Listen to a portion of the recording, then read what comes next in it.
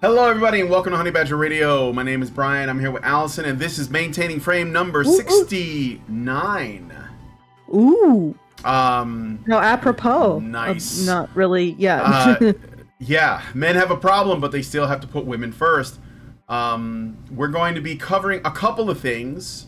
It started with an article, but thanks to It expanded to something that's sort of related. And I know, I'm sorry, guys, we're going to have to talk about the Barbie movie a little bit as well, because this stuff is related, and it is important to not simply see it as a doll movie, which is like how it's promoted. Do you remember in like the late 2000 and teens, I don't know what to refer to them, like 2007, 2006, after Gamergate, maybe even a little bit before Gamergate. Oh, no, you mean like 2016? Yeah, well, you were around that area, like in the teens, right? I apologize to everybody who's cringing for me saying that. When on YouTube, there used to be this fashion or this trend of young women, like really young, like in their teens, doing bedroom feminism, and I don't mean that like a sexual thing. Mm-hmm. I know. It was like the college student that just like got like a gender studies, class, and she's got something to share. The Lacey Green era. Yeah, a 17-year-old who just read like the first feminist read, and she's reporting from her excessively pink bedroom with all the little doodads on the bed. Her stuffed animals. This is that, like, the Barbie movie is that. And I remember responding to a lot of those girls and pointing out all of the illogic in their assumptions, pointing out the real foundation of their beliefs, because a lot of these women have no idea what feminism is actually saying academically. I remember all of those discussions, all of those response videos for the I don't know what we called them back then, but the really young neophyte feminists who were doing their first YouTube channel on feminism. Okay, the Barbie movie is them, except grown up a little bit. I mean, that's it. That's basically all of Hollywood. Is all of those the Tumblristas, they write for TV and film now. So. But I will say that. So anybody who was back then, who were like the same people who were saying, "Oh, what are you responding to the Barbie movie?" I bet you guys back then said, "Why are you responding to these innocent little?" Well, you maybe you guys didn't like them, but why don't you like? What's your problem with women in gaming? Or alternatively, like the people in our audience back then said, "Why are you responding? These girls, they have no clout." Oh yeah. Why are you responding to the Tumblr feminists? Why are you responding to the bedroom feminists? Talking from their dorm room about the new feminism that they found. Well, because they do have clout. Tumblr now writes for Hollywood, and these bedroom feminists have grown up and created a movie. Yep. Well, I mean, I've been talking about this forever. I keep. Whenever I learn something new going on with Anita Sarkeesian, I make sure to mention it in a news story, because I want people to know that, you'll find people in the quote-unquote skeptic community saying Anita Sarkeesian is old news, she's gone, and they'll even talk about how, oh, look, Feminist Frequency has been, it's been closed down, she's lost, it's over, feminism, BTFO'd, and I'm like, no, she works in the industry now. She's like, working with developers. She's where she wants to be. She's got more power than she ever had before. She just doesn't need Feminist Frequency anymore. And that's the thing that... Look, we're up against a Leviathan. This is not just like... It's not just bedroom feminists. It's not 17-year-old girls. It's the ideology. The ideology is over 100 years old. It's only getting more powerful. And the fact that we still have so much simpage in our world is only essentially feeding that beast even more. So yeah, we're up against a titanic foe, and the only thing we can do, I mean, there are people doing, good stuff, right? Cafe is helping men. NCFM is helping. Yeah, NCFM. The National Coalition for Men. Yeah, and XY Crew. These are small things, but they're doing their best, and other people have started. Mankind UK. Mankind UK. Thank you. And And then, you know, you got like the people who are just like talking about how to sort of unravel this like rat's nest of talking points and propaganda and like narratives that people need to look at, because we're all like, this whole thing started before any of us was born. So we came into this world and the world was already covered in lies. It was like lies, it's always been burning on top of lies on top of lies, and we're living in a world of lies. And so like to unravel it and find the truths, it's not an easy thing. It's not something we're going to see. Almost a lifetime task. It's going to be a multi-generational affair. Like, you have to keep talking about it and making sure that the next generation knows, and the next generation, and so on. That's the only way. And I'm sorry, but you're not going to see major change in your lifetime. You're just going to hope that you have started the process by talking about these things. And that means that people are going to talk about it in a clumsier way. They're going to be less efficient. Maybe they're going to be less, specific or precise. But as long as they're at least pointing in the same direction, and they're seeing like where the root of the problems are at, or some of the problems, instead of dealing with symptoms or getting distracted. I think identifying enemies. Like that's the other thing. Yeah. Well, I mean, because the reason why I say that is people identify enemies when, in fact, this is a behavior. Now, I will take this to my grave. This is a behavior. This is a behavior that anyone can succumb to. It is. That's a very difficult message to tell people. No, there is no external enemy. I mean, to their degree, there are people who indulge in this behavior more or less than others, but everybody is susceptible to it. Mm-hmm. Everybody is susceptible to wanting to make excuses for putting women first. Yeah. It's not something that's all feminism is. Yeah, it's not something you can unpack like at all easily. I mean, people have a visceral reaction to even like holding women accountable like that. Like, it's so hard, and it's not simply a self-preservational thing that women engage in, although I think that's part of it. But it's just something we've been conditioned into for generations. It's not something the boomers did. It's not something Gen X did. It's not something the silent generation did. It's something that we've been dealing with since like before World War One. So, and something ultimately that we've been dealing with since the dawn of civilization. Yeah, to some degree. When I look at the progression of empire, like it seems to go in these stages where you have this identity for men, and it mm-hmm. for the most part, men's identities.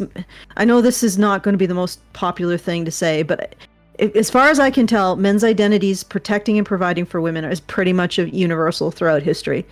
They will in the Bronze Age, they took an identity from protecting women. Romans was both provision and protection of an abstraction, which later became nationality. But it's always revolving around a relationship to women, either the women, physical women, or often, I think, a lot more productively, an ideal woman that represents the fraternity of men, like a national identity, if that makes sense. But it always seems to have that kind of feminine muse at its heart. Mm-hmm. And what seems to happen is that a society lucks into some kind of really positive identity that gets men cooperating and working together, and it's driven by producing or providing and protecting for women at its core. Then it slumps into shaming men. Mm-hmm. And it just paralyzes, and the productivity declines, the ability to form families decline, everything goes into decline. And there's this rise of almost feminine narcissism. And mm-hmm. then everything, it doesn't necessarily collapse. It collapsed in Bronze Age. It didn't collapse in Rome. It just moved east and changed itself through the process of adopting Christianity. So it can reinvigorate itself with a new story, which is what I'm hoping is going to happen. But it just seems like it goes in these cycles, and we are definitely in an age driven by narcissism, specifically women's narcissism. And I think in response, there's been a lot of masculine narcissism. But I was going to say, there's a push for masculine narcissism as well, but I don't think it's the right move. I think that's doubling down on the problem, and it's just going to make that problem a lot worse. Yeah, we all should be serving the future of our species. Yeah. And to a degree, the future of our planet. The future of the creatures, our fellow creatures, our friends.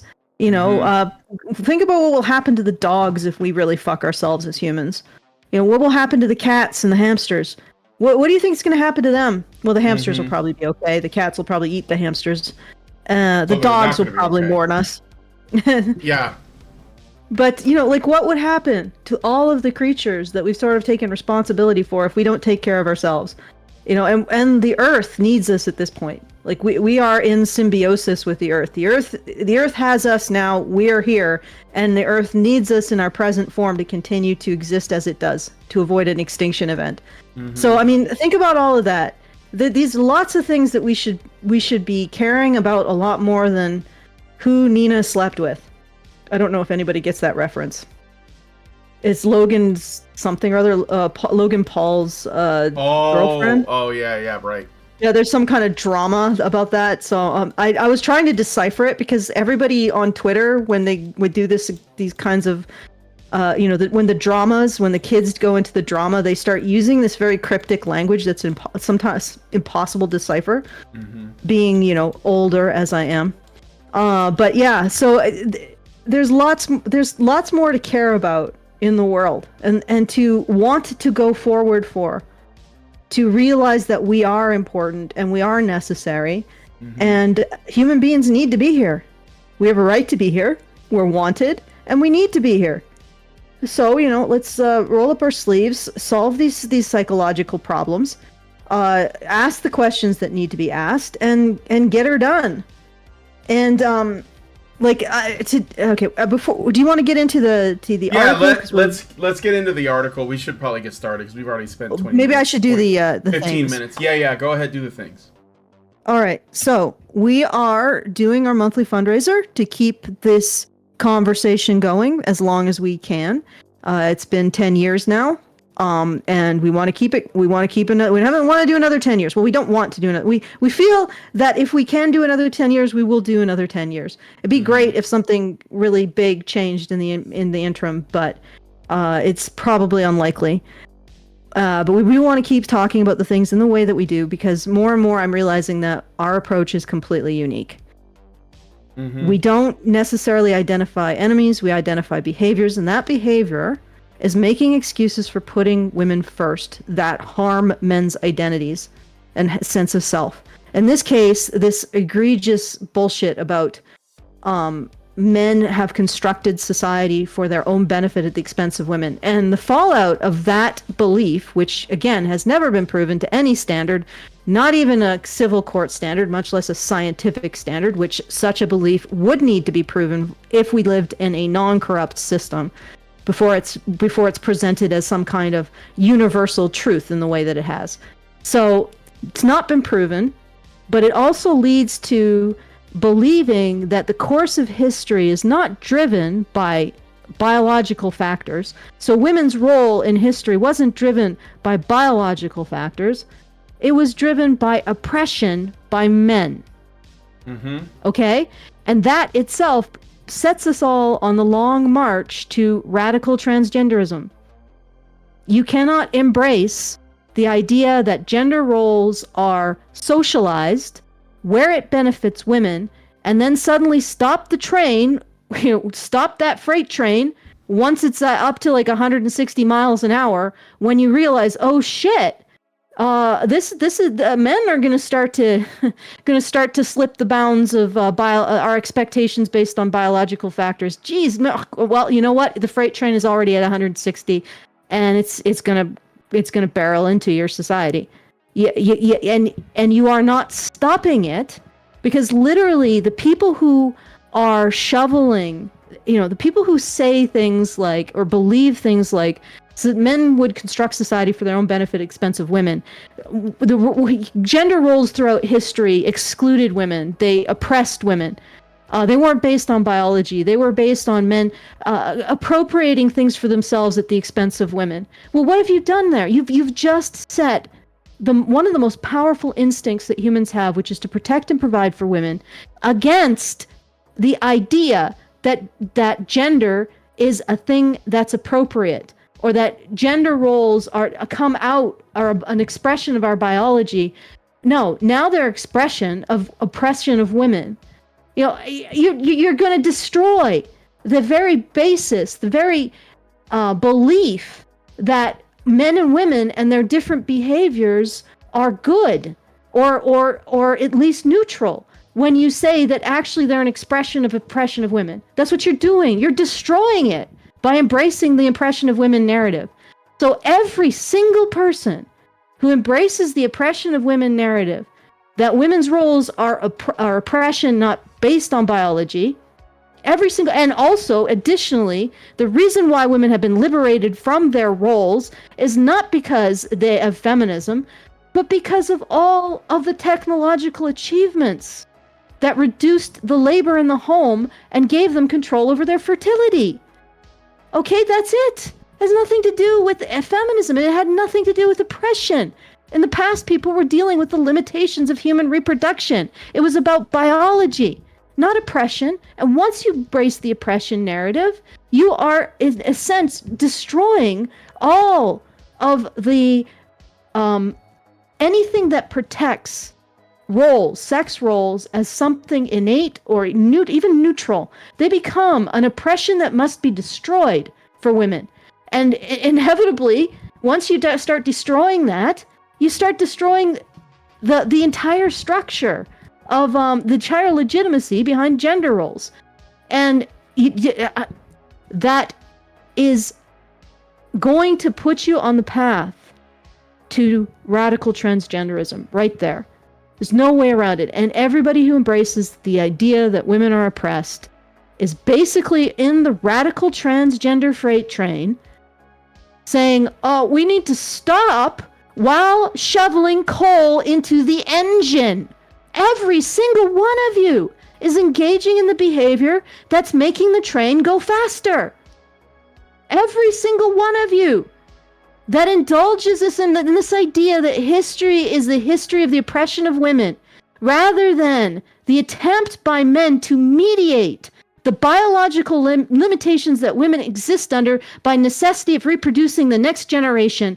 You are all shoveling the coal into the engine that's increasing the rate of speed of the radical trans activists. And I'm not talking about trans people who are currently, even in trans activists in Canada, who are opposing things like not informing parents that their children have suddenly started to use the opposite sex pronouns or not using their sex's pronouns. I'm not talking about the trans people who just want to live their lives and think that the radicalization, the victimization of the community is nuts.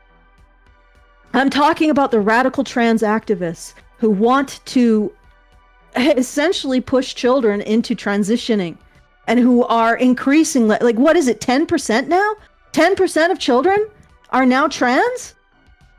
Yeah, it's growing too. You go into a school and you can manipulate children to believe anything.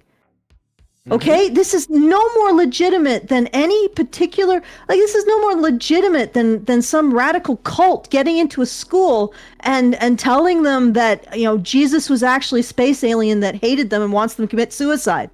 Okay?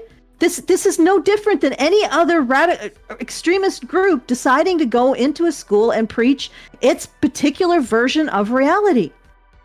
All right, I don't know if this will end up getting us demonetized, but this isn't where that doesn't belong in a school, And unfortunately, all of you who think that you're actually opposing this freight train, okay, all of you who are. If you still push the narrative that women are oppressed by men, you are shoveling more coal into the engine. You have to stop. And this is the thing. This is why this is why this just keeps going. And why the one group of people who seems capable of opposing it is who? The Muslims. Why? Because the whole concept of women's oppression hasn't gotten its claws as deep into their culture. Okay? That's why they have the chutzpah to oppose this. And the rest of you just keep, you say, oh, we should stop this. Oh, could you pass me another bucket of coal? I'm going to throw it into the... We should really stop this train. No, give me some more oppression of women. I'm going to throw it into the engine. I think, yeah. Oh, well, shit, we're hitting 180? Oh, crap. We really should... Give me another bucket of coal. Yeah, women are oppressed. Yeah, throw it in. It's like, it's watching this is insane. And the people who embrace this think that they're counterculture. You're not counterculture. You're pushing this. You're going to achieve subsonic speeds at this rate, because now what you've done is you have created the radical trans activist. It's like okay, bear with me, guys. I know this is maybe painful, but just bear with me. You have the radical trans activist agenda. And you have the group of people who are looking at the radical trans activist agenda and saying, oh my God, it's more oppression of women. You've got a freaking perpetual motion machine right there. Like, it's like you're throwing the coal into the engine, and then it's just reappearing and throwing more into the engine. Oh, it's all oppression of women, throwing more coal into the engine. Let's get this damn freight train headed right for the heart of our society. Let's get it to subsonic speeds. Yeah, oppression of women, more, bring it, put it in. We can go faster. We can make the explosion worse. Let's make it so no one survives. Okay. So where do they go to donate? Or to contribute? Because yeah, it's only been a half an hour, Allison. I mean, we can. Sorry, guys. I got a little passionate. Okay, sorry. I don't think we're gonna get much done today. All right, go ahead. Well, just like it's so. I'm sorry, guys. All right, so you go to feedthebadger.com/support to help us out.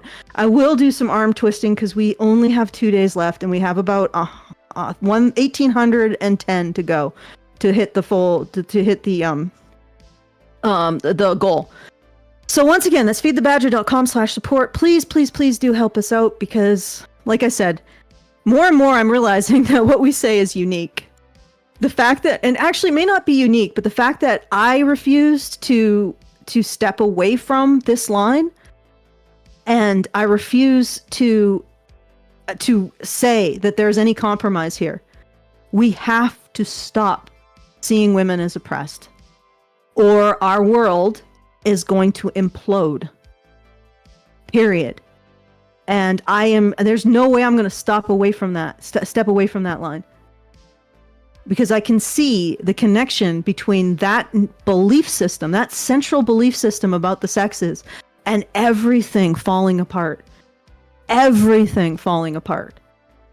Because everything rests on an essential foundation of the relationship between the sexes. I know that sounds really crazy, but where else would it come from? Where else would the foundation of our society come from but the relationship between the sexes? And as soon as you embrace the narrative, everything starts to deteriorate.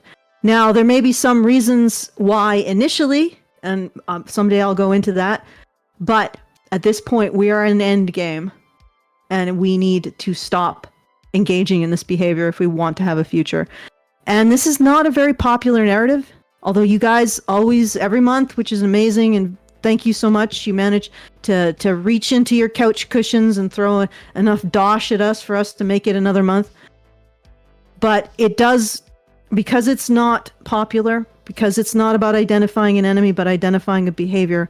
You know, we're never going to see the numbers that other groups see or other commentators see. If we do, it'll probably be like, 50 years from now when we're all gone. And then they're like, they discover it. And then they're like, oh my God, the font of wisdom. Oh, I'm being egotistical, but anyway. But make sure that we can continue to talk about these things in the way that we do and without compromise. Feedthebadger.com/support. And if you want to send us a message at any time during the show, you can do so at feedthebadger.com/justthetip. and I will hand it back to Brian so we can get this started. Yeah, let's start the show. So, by the way, shout out to Rumble, Rumble Gang. Where you at? Just want to make sure that that they are acknowledged. Give me some cool doges in the chat for the Rumble Gang, and also I was gonna say, if you guys want to join us on Rumble, go ahead and give us a sub. It's HB Radio on Rumble, and that's where these streams will also go live. They go live at the same time. Also, JoJo is with us today. Hi, JoJo. He's pretty tired. But I do have him on camera because Lindsay is working, which means I have to end the show in about an hour and a half to pick her up. But we'll see how far we get. So yeah, let's get into. So I have an article from The Independent, written by one Olivia Petter, and she is, I guess it's a series called "Let's Unpack That." Because the best conversations start with "Let's unpack that." And she says, men have a problem, and it won't be solved by either Andrew Tate or Caitlin Moran. So we'll get into some of this. I also have two other things. There are two interviews that I thought we might get to. Hopefully, if not today, then maybe like next week or something. But we are talking about the Barbie movie. But I wanted to bring this bit up because I have an interview with Greta Gerwig, and she explicitly talks about the feminism of Barbie.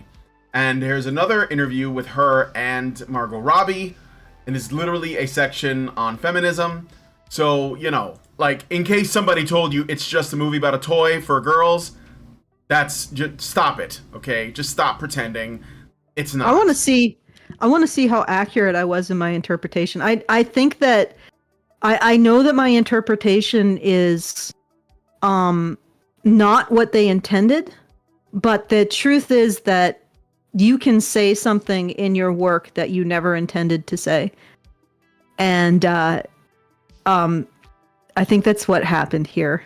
Maybe. Or alternatively, I think Greta Gerwig hates men. That's what I think. But there's there's a way to color it where it's like, no, I don't hate men. I just think men should be serving women. Okay, I do not disagree. Like what I'm saying is not in any way incompatible with what you're saying. Yeah. At all. Okay, not at all. But we should probably save that for when we get to the actual interview. Yeah. Okay. If we get to it. Yeah, let's look at the article first. So we'll start here. Oh, here we go. Yeah, Yay! Yeah. Oh, I don't get to see JoJo. Oh yeah, because there's a little picture of JoJo. He's just sleeping on his bed. Okay. All right, but anyway, so Caitlin Moran has some questions for men. Why do they only go to the doctor if their wife or girlfriend makes them? Why do they never discuss their penises with each other, but make endless jokes about their balls? Is there fondness for super skinny jeans leading to an epidemic of bad mental health? Are they allowed to be sad? I think this is meant to be like quirky and funny. This is the thing about these people is they never take things seriously when they should be, and then they become serious when it's totally inappropriate. Published earlier this month, Moran's What About Men? It's a book that she wrote. We talked about some of Moran's book, I'll just call it Moron. I don't know how you pronounce it. Moran's What About Men sees one of the nation's most prolific feminist writers turn her attention to the problems facing men and masculinity. Marketed as a deep dive into the modern man, the book interrogates a range of issues from mental health to sexuality. It's a noble pursuit, and yet, it's one that has been ruthlessly torn apart. Critics have labeled it everything from patronizing to full of, quote, flagrant stereotypes, end quote. One reviewer described it as, quote, rhetorical essentialism that lucratively pigeonholes men and women even at the risk of misconstruing both, end quote. I don't know, I haven't read the book. But in 22... Well, go ahead. I'm not feeling it. I mean, I saw some, we went through an interview that Caitlin Moran did, and my conclusion is it's simply what's been happening everywhere, where the problems that men face is finally being felt by people like Caitlin Moran, like our government, like our entire society, and even the men are trying to voice their feelings about this. I think that even though what's the name of that country singer, Patrick something, right, who did that song Rich Men North of Richmond, I think that was, despite a lot of people having their own views on what, who it's supposed to speak to, I think it's mostly speaks to men, because it's men that are dealing with at the bottom of the, at the end of the day, they're the ones confronted with these struggles, and that's why it's mostly men that resonate. Yeah, Anthony Oliver, that's what it is. I said Patrick, I don't know why I said that. But anyway, so I think that there's a lot of things going on that sort of show that there is, men's pain and their issues are becoming basically unignorable. And I think that Caitlin Moran sees that. She sees the writing on the wall. She sees the response, right? The growth of these, sort of men's, conversations, spaces, like the Whatever podcast, like Pearl, like Fresh and Fit, like Andrew Tate, etc. And she's like, well, somebody's got to do this, and it can't be them. It can't be the red pill part of the internet. It can't be these men. It has to be somebody like me, because if it isn't me, then they're, basically like these men are going to teach men to oppress women or something like that. There's a fear that men are going to like self-actualize, and that, they're going to get their information from people these people despise. And it's not men necessarily, because, Pearl is one of these people. Not the only one either. And so they're like, well, yeah, go ahead. Okay. Well, what I was going to say is that it's pretty hilarious, because basically she's saying, we got to change this light bulb. Yeah. But it can't be changed by anybody with a light bulb. Mm-hmm. Yeah, exactly. She's not good. She doesn't have an interest in solving this problem, because, look, if I was about as charitable as I could be, I would say that she's just going with, like, she's basically just going with what she learned in college about men, which is the feminist perspective on men, and that's the only way. It's like she's only learned how to use the same tool, and now she has to use a tool in a place where it doesn't work, but she's been told it does. And that's what Caitlin, that's what the response is, right? That's what Shoe on Head was responding to. That's what she was showing with all of her videos. It's the same arguments. It's the Barbie movie. That's why I said there's a relationship, because when Greta Gerwig is asked about, whether or not the film is feminist, she says, well, yeah, like I have to, okay, yeah, you got me. It's a feminist movie. And then Margot Robbie is like, well, it's a slice. And she's like, yeah, but it's a pretty big slice, right? And at the end of the day, they try to stick the landing. Oh, it's humanist, right?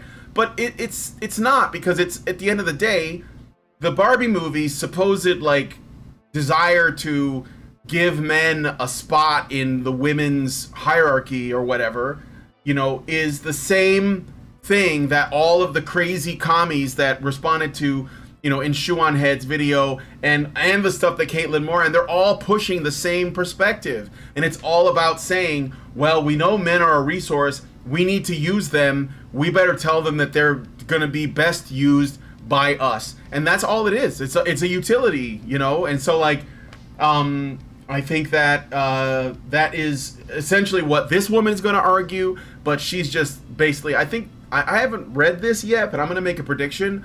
I don't think she disagrees with Caitlin Moran's approach. She just thinks that Caitlin Moran is not using the proper levels of rhetoric so that you can hide what you're actually doing better. Because it's not really about what we need to do. It's about how do we make men think or feel comfortable enough to do what we want them to do without hating themselves as much. Okay. Damn it. I may have forgotten what I was going to say. Oh. No. Let me think. All right. Honestly, I think it's possible that, once again, two things. From talking to a bunch of feminists, there's a huge amount about themselves that they don't understand, from what I can tell. Mm-hmm. Like, for example, in the recent conversation I got into with a feminist, I was asking her, she told me that, I said to her, okay, according to your belief system, basically, There is no point at which you are not controlled by men. And she came back with, I'm not controlled by men because I don't believe in God or something, or religion. And I said, so, well, I'm an atheist, so I'm not, or I'm agnostic, so I don't believe in men, or I'm not controlled by men. And she said, well, you can still be controlled by men, contradicting herself, if you seek their approval. And I said, well, I mean, there's a lot of situations in which you would seek a person's approval. You know, you might seek a man's approval to get your visa. You might seek a man's approval to park somewhere. So you obviously need to narrow that down a bit. What types of approval make a woman controlled by a man? And she's now 3 days later has refused to answer, because I don't think she has an answer. She's never actually thought about what her beliefs mean, or their effect on her, or their effect on other women, or any of that. She has no curiosity at all. I mean, I'm curious to her response. That's why I keep asking, but she's not giving me one because I don't think she has one. And that's really like, it's like people go into these cults, and these cults give them easy answers by simply saying, well, whatever's wrong, you call it this. That's the enemy. And that's it. They don't give them a prescription for how to be a better person, what to avoid, really. It's all so nebulous because it's all so shifting. It's like the eternal revolution. It's like embrace the paradoxes. Embrace the paradoxes. And it's like, I don't want to live that way. I want to know, what approval should a woman avoid in order not to be controlled by a man? No answer.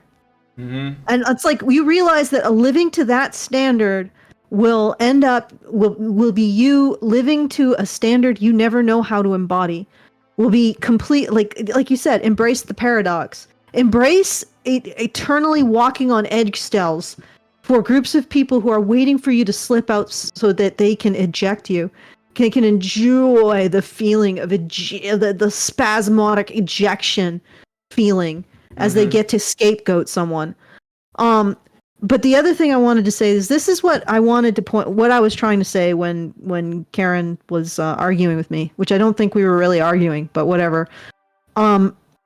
Those people, or those men, it's going to come down to this.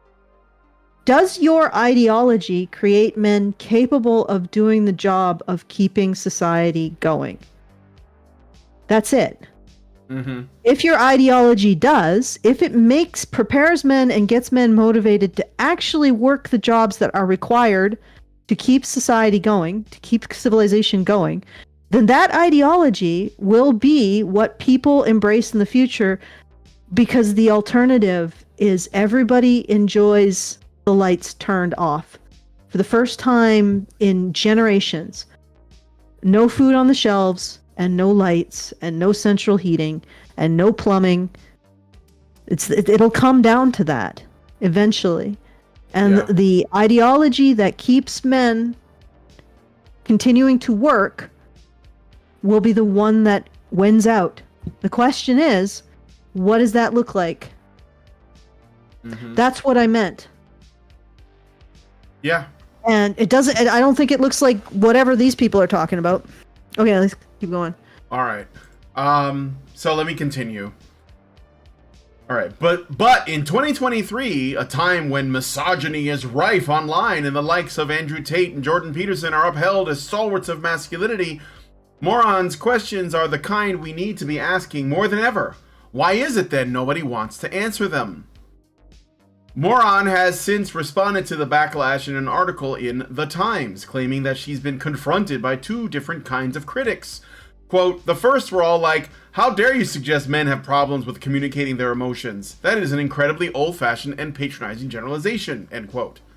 Moran then writes, quote, and the other half were like, how dare you suggest that men should communicate their emotions? We're not biologically designed to be emotional. You're just trying to turn us into women, end quote. I'm sure that those are exactly what the binary setup that exists, and not something not some. Yeah, go ahead. Well, I was gonna say, like, I don't. Yeah, go ahead. Go ahead. Well, I mean, you can have both at once. Yeah. How dare you suggest men have problems with communicating their emotions? Men communicate their emotions in ways unique to them.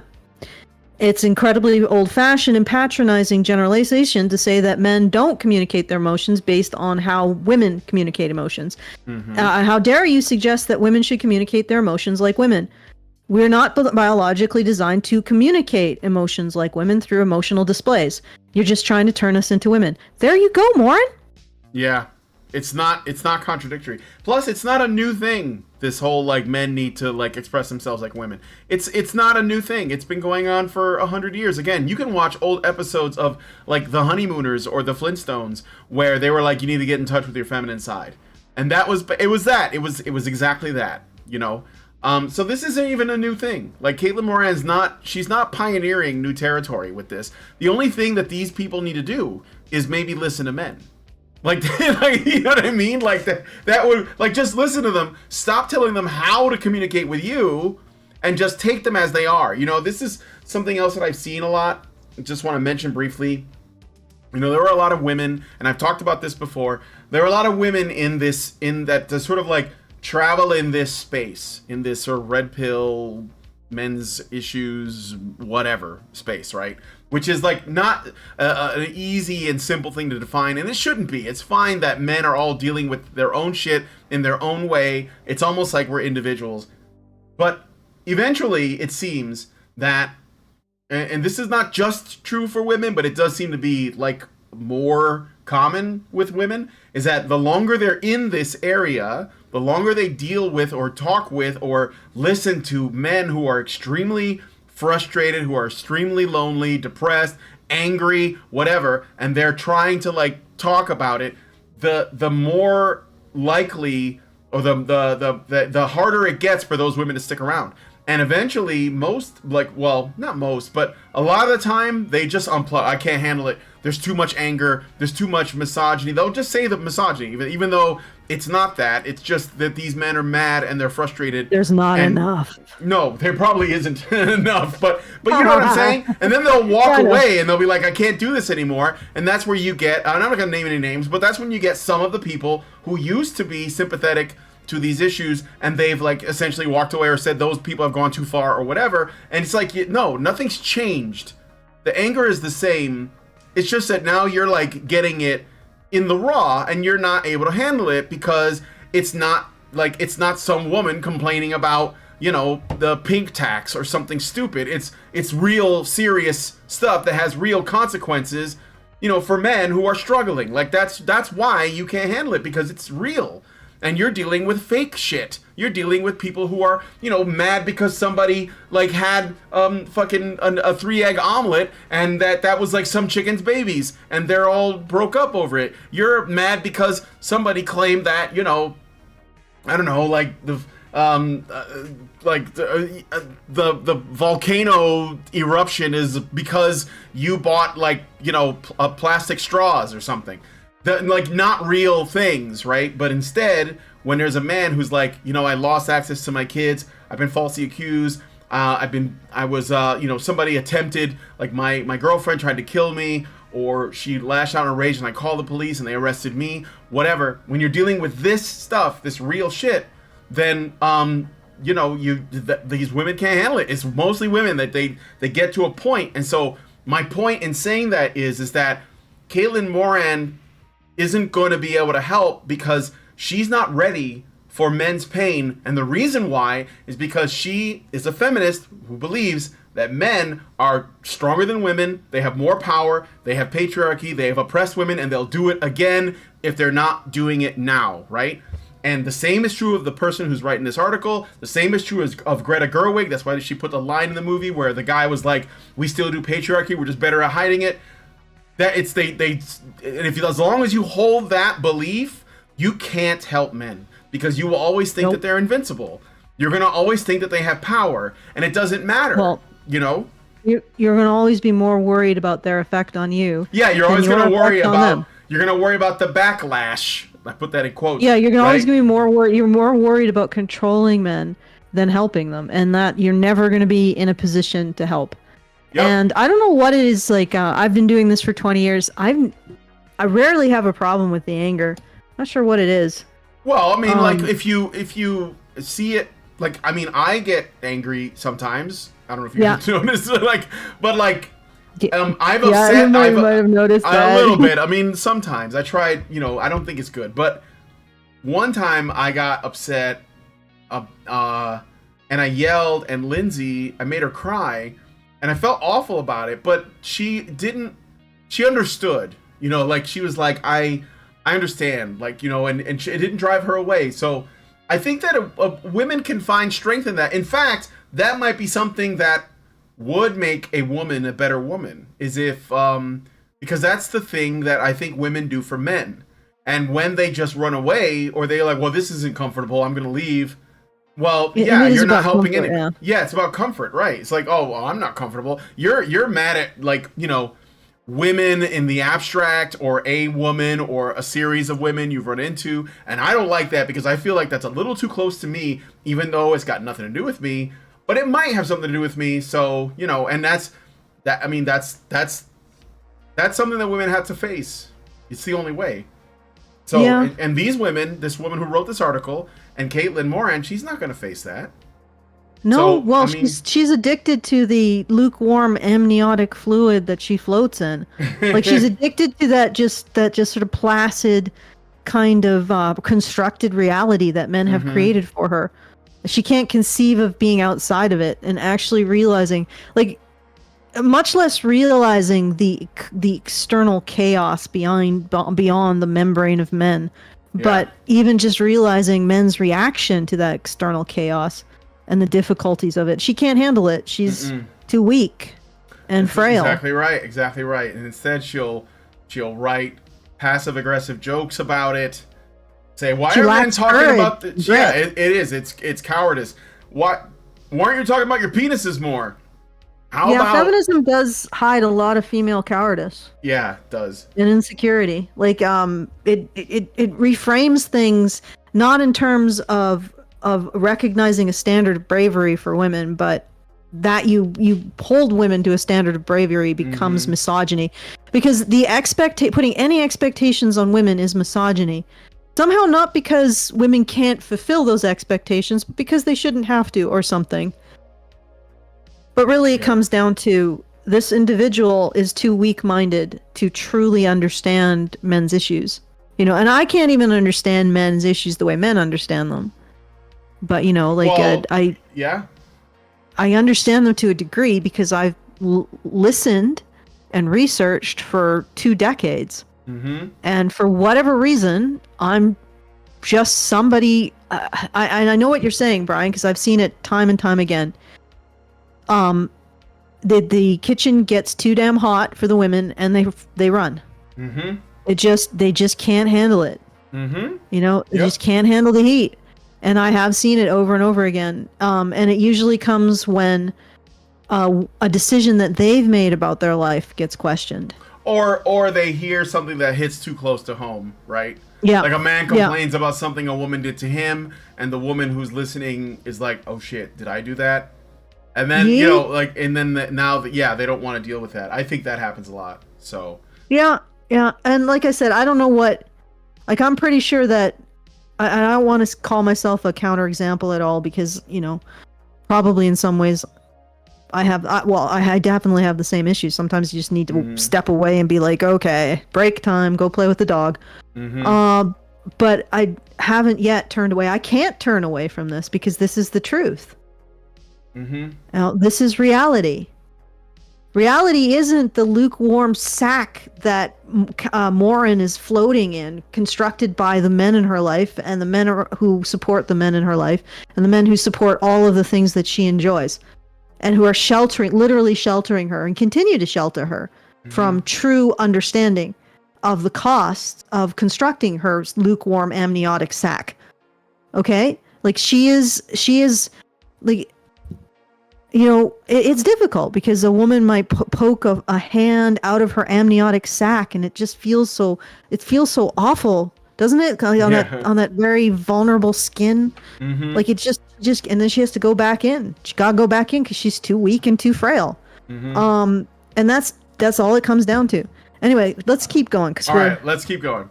So, Even this response, though, came under fire, with further critics arguing that Moran seemed to misunderstand why so many people were troubled by the book. That rather, What About Men flouted individualism to instead present men as one universal body with shared belief systems and behavioral traits, all of which seemed wildly outdated. And that the implication of her book was that men are in trouble and Moran is here to fix them. Yeah, no shit. Also, Men yes. are varied.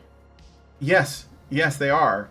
And Moran was operating under stereotypes. I remember watching the interview, and I was like, yeah, do you even understand men? Like, you have sons. Like, that's actually why she's writing this book. She has 2 sons, and you don't understand men. Like, you're still operating under, what do you, like, watch, like, the Brady Bunch or something? Like, some old TV show with men in it, and like, oh, that's what men are, right? So, come on. And men are unique, but what the expectations that men labor under are not. Yeah. The expectation is that men put women first. Yep. And when they can't put women first, they are a burden. And burdeners need to be removed. That's what they labor under. All men labor under that. Mm-hmm. You know, sometimes they get I think one of the appeal of Andrew Tate is that he's managed to construct an almost the illusion of an independent masculine identity. But when you actually listen to him, it isn't. Like, he's not really getting anything from the women he's with. He's providing something and getting something in return, which somehow has become misogyny, but regardless. But he's constructed this illusion of an independent identity. And that is actually in defiance of this expectation that men put women first. Mm-hmm. You know, I don't think he's not putting women first. He may be putting women, he may be putting himself in there somewhere. But like, Andrew Tate is not an example of the reverse. It's a counterexample. It's almost like a release valve for men.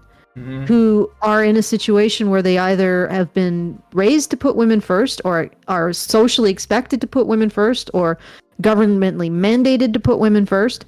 And here they get to see this guy who apparently seems to not put women first, but gets something for himself. Yeah. And the irony is that, I mean, if you look at the Barbie movie, and the Barbie movie is a great illustration of a lot of stuff, but the Kens really wanted to help the Barbies, and that's what the Barbies used to manipulate the Kens into losing power.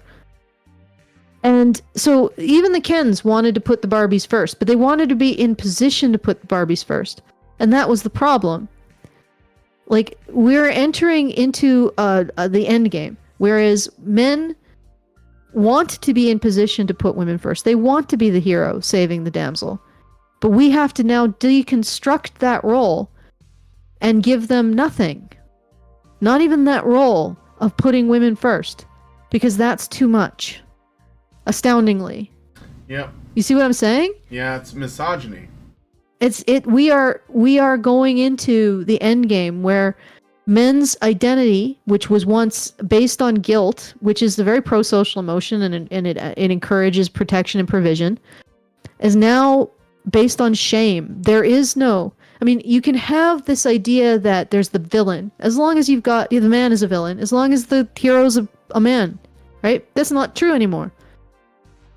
It's not true. Mm-hmm. So they're completely they're trying to retain men's identity of putting women first while deconstructing it. And the cost is men's mental health, to be honest. All right. Let's do a bit more? Yeah, let's do more. I got some super chats, though. So Alex W gives us $2. Thank you, Alex W. And Albatross gives us $5 and says, it's better they leave if they can't take the heat. Otherwise, they're just a hindrance to the health of folks they claim to care about. I agree. I mean, I think it's better. But then, I ask that if you want to do this work, you're going to have to deal with a lot of male emotion. And that's the thing. Caitlin Moran and Shu and all of her people and Lauren Southern and other names that I said I wouldn't drop, they basically think that men should be doing things the way that feminists say men do things, and when they don't, and they're just doing it their way, then that's too scary. So I guess you're not cut out to deal with this, and maybe, go do your midsummer cry fest over there, and men will figure it out. Well, I mean, we've done it since the beginning of time. I guess we're just gonna have to keep doing it our way. But anyway, okay. According to gender studies academics, oh, I love this, because these people are the best. They are the experts. And I don't know if you guys know, but the experts are the only people we should be getting any advice from. According to gender studies academics, there are several issues with this thesis. The first is that men might not really be in trouble at all, at least not in the way that Moron suggests. Historians have found people worrying about the crisis of masculinity, which they put in quotes, throughout history, says Dr. Ben Griffin, Associate Professor in Modern British History at Girton College, University of Cambridge. But if a crisis is perpetual, it's not really a crisis, it's just the way of things. Okay. What they mean by the crisis of masculinity is the crisis of men living up to the expectations that are placed on them. Mm-hmm. And that has been...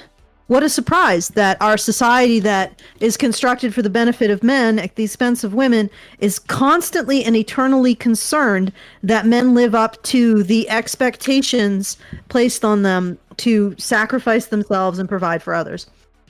That's what that means. Yeah. That doesn't mean that we have ever looked at things in terms of, well, how is this affecting men? That, like, the crisis of masculinity... the crisis of masculinity does not mean the crisis of not caring about men.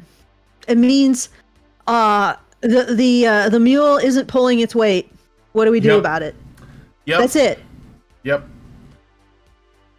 That's right. And feminists is a part of that. Like, this is the continuation of the crisis of masculinity conversation. It's literally not doing anything new. It never was. It's always been the same shit. Since before it was even called feminism. So, the real problem, he claims, is that masculinity... Actually, I want to say one last thing. Oh, okay, here. Okay. He does have a point, though. Because this is what I see in a lot of the conservative conversation about all of this. Again, it comes down to men living up to responsibilities and a role, not whether or not society is giving them the means to do so, or providing them a way of coping with what they're expected to do. So it's nothing about what men need, and it's about what men need to do for others. And he's right.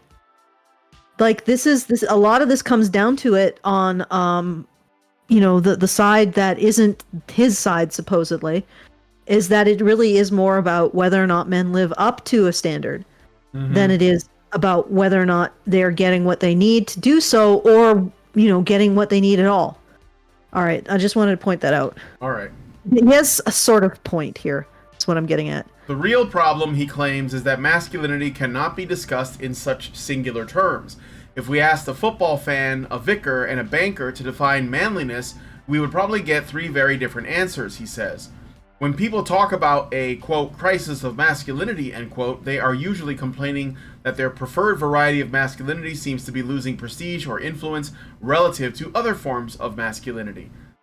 I don't think that's true. I don't think that's true.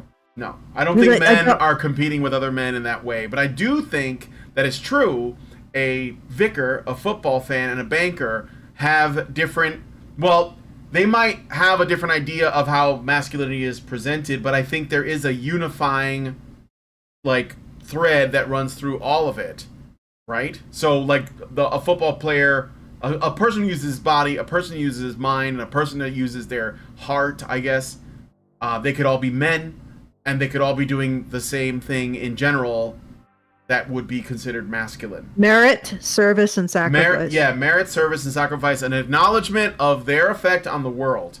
So a vicar, a football fan, and a banker have an effect on the world, and they are aware of it, and it is like a big part of what defines them. It's not just about the acquisition of the material or of their success or approval with women.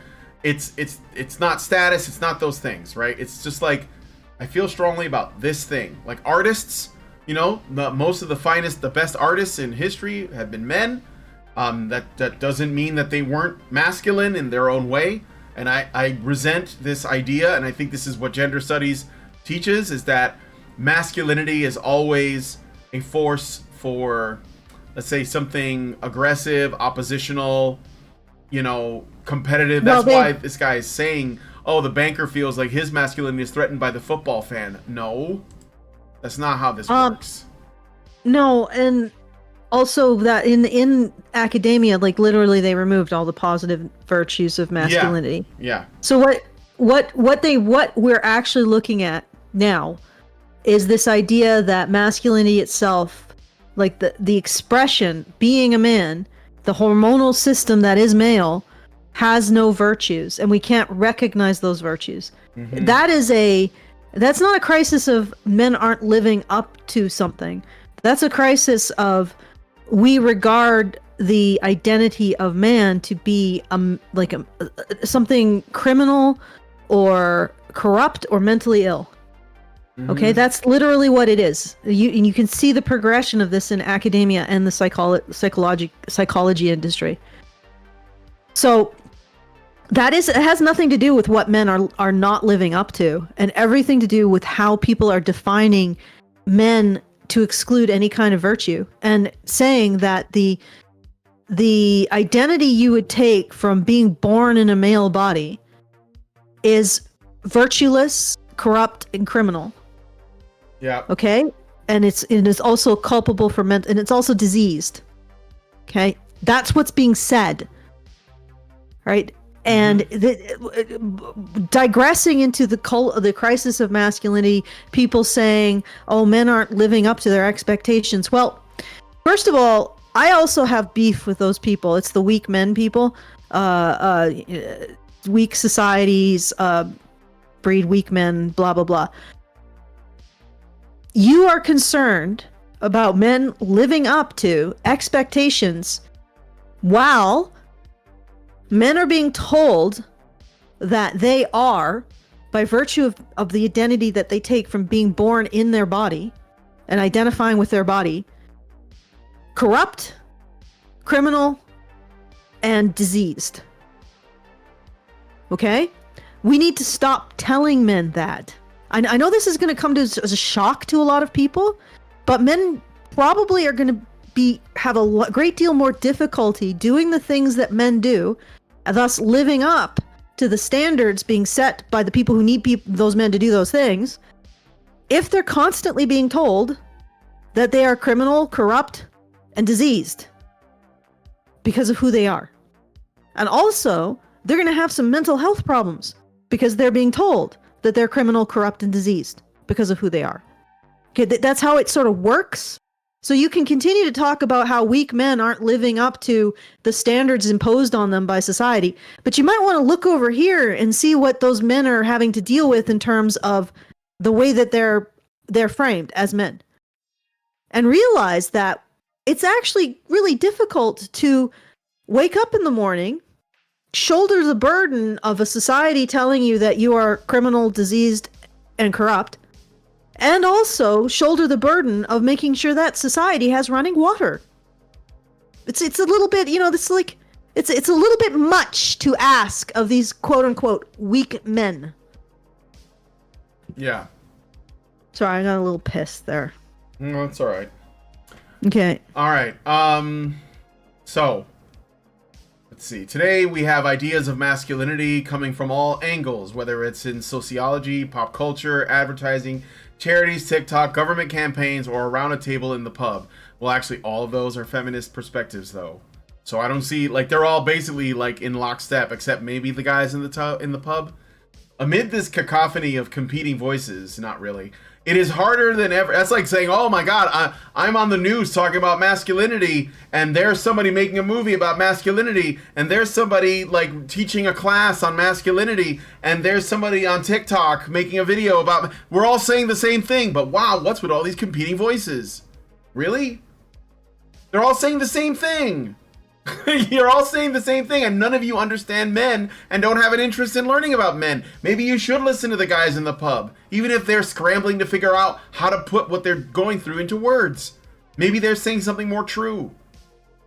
Amid this cacophony of competing voices, it is harder than ever for any one form of masculinity to establish itself as culturally dominant, says Dr. Griffin. To some people, that looks like a crisis. Again, it's not about... Dr. Griffin is a moron. Yeah, well, he's a sociologist, so...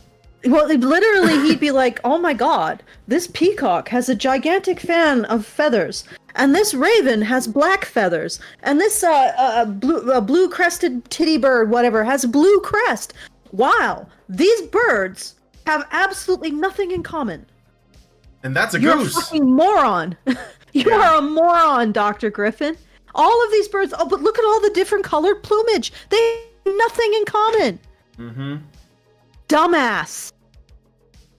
Your analysis and your taxonomy is as shallow as like a micro, like a nanometer deep puddle. Like this is absolute stupidity. This man has said.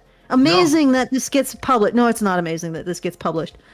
These birds, they have nothing in common. They look so different. Yes, of course, but they have fundamental features in common. And also what I see is that they will point to all of these different groups of men who have these kind of superficial differences. And they will say, well, there's no real masculinity. Therefore, we don't have to recognize that it has any kind of quality to itself. So the reason why he's identifying all these different masculinities is so that masculinity itself just disappears in a puff of smoke. And we don't have to actually recognize itself as something legitimate in and of itself. Yeah, he's breaking it up into a powder.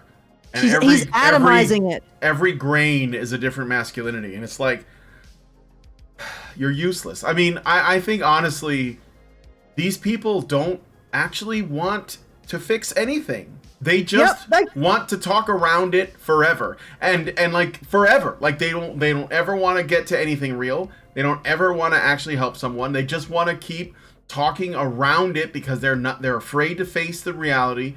They have to know the reality by now. Like, they have to. If you're involved in this for this long, even if you were embedded in academia for like 10 years chasing after a PhD, you have to at some point have thought, some of this doesn't really sound like it makes sense. There has to be, and that's if I'm being really, really charitable. But it seems to me that these people who are so smart, so big-brained, they will never, they don't want to get to the truth. And I think that a lot of this stuff is very simple. They're just, they don't have the courage to face it. Okay. All right. Go ahead. We have a burnt out light bulb. Okay. It's in the hallway. We're all arrayed around it. What are we going to do? Okay. Well, obviously anybody who knows how to replace a bulb or knows that they exist or has one, obviously they're not in the conversation. Because they have toxic masculinity, you see. Or toxic bulbaninity or whatever. It's just Griffin who is going to say, but do we know this is a light bulb? Yeah. I mean, there are light bulbs that you put on your Christmas tree. There are light bulbs you put on a lamp post in a city intersection. There are light bulbs that you put in a light bright. There are light bulbs that you put in your nightstand. There are light bulbs on the moon. There are light bulbs under the ocean. There are so many kinds of light bulb. Therefore, there is no light bulb at all. Yeah. Fuck off. And you still can't see because it's still dark. And it's still dark. That's not to say, though, that there aren't issues that need solving. In her book, Moran cites a range of shocking statistics, shocking, maybe for you, among them that boys are more likely than girls to be medicated at school for disruptive behavior, less likely to go on... In our society that prefers boys over girls. Yeah, in the patriarchal society, less likely to go on to further education, and more likely to become addicted to alcohol, drugs, or pornography. Men also make up the vast majority of the homeless and prison populations, and on top of all that, the leading cause of death for men under 50 is suicide. Other concerns have also emerged of late. Since the pandemic, there has been a notable rise in penile enlargement surgeries. For example, a trend that highlights society's obsession with defining masculinity in sexual terms by placing social currency on penis size. Really? I wonder who's doing that. I wonder who's That's doing society, Brian. You see, society was like society is doing that. Yes, of course. When men go on society. Tinder and they're trying to find a society to date. It's just society's always like, well, how big's your dick? Yeah. You know, send us a dick pic. On that face. I have no idea what that was. It just was a growl. That was the Joker. Because we live in a society, Allison. Yes, we live in a society, but literally, yeah, it's society's obsession with defining masculinity in sexual terms. Society's obsession. Society, okay. yeah. Society is forcing men to get penis enlargement surgeries. Is society also forcing men to try to add like 4 inches to their height? Yeah. Through incredibly painful breaking leg and putting pins in your legs so you increase get a couple of inches. Yeah, is like it what society they that insert isn't... a pin. Yeah, they insert a pin that gradually opens the gap. I know about horrific. it. I've looked into it. I wanted to. And it's I was society gonna make that and the penile thing and the you know, like the chin maxing, the jawline stuff, all of that. I want to talk about that on a lodge. Because it is society, Allison. It's society that's pushing these pressures on men. Yeah, and it's society. It's society not is just another way of saying it's patriarchy that does that. Yeah, it's patriarchy that's obsessed with men getting taller than they are in average, and men having larger than average penises. That's all society. It's not, women's list of attributes that they want. Mm-hmm. That they put on their profiles on dating sites. No, it has nothing to do with that.